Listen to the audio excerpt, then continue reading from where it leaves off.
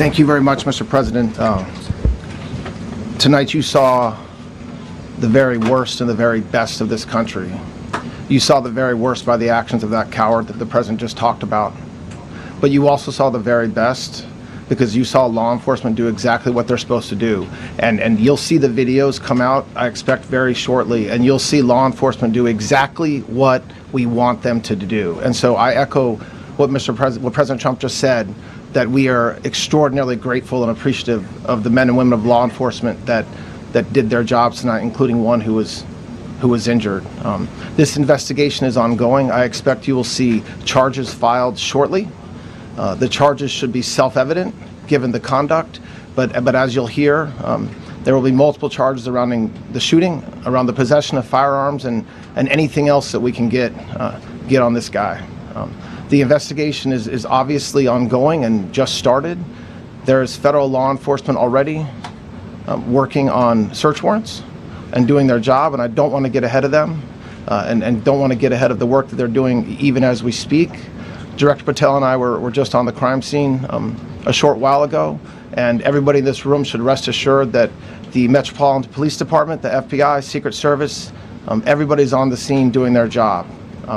I know that the police chief is going to give an update from the scene as soon as we're finished here, and I obviously will lead the details of what they have learned to him. But in the meantime, I just want to thank everybody in this room for the courage, and I want to thank President Trump for his words, and I promise you, justice will be served. Thank you, Director Patel. Thank you, General. Thank you, Mr. President. The President's absolutely right. You saw the best resolve of American law enforcement because you, Mr. President, inspire them 24/7, 365. You give them the resources that they need, and they know that you have their back. And that is a changing dynamic in this country, and that's why you saw brave Secret Service agents respond immediately, swiftly, subdue and take down the suspect, and safeguard the lives of thousands of individuals at that hotel. Thanks to our interagency partnership with the Department of Homeland Security and the Metropolitan Police Department, the FBI was rapidly deployed onto the scene, took over the evidence response unit, is examining all the ballistics that were found on scene to include the long gun and the shell casings. We are conducting witness interviews as we speak. You will hear from our team on the scene there with the mayor and the head of the FBI field division there. But please know what the Attorney General has just said reigns no truer. You saw the very best of America tonight. The very best unite us at a time of uncertainty, because we have leadership here with the President and the Vice President that backs law enforcement, and the men and women that I shook their hands on the scene today could not have been prouder to show up on scene.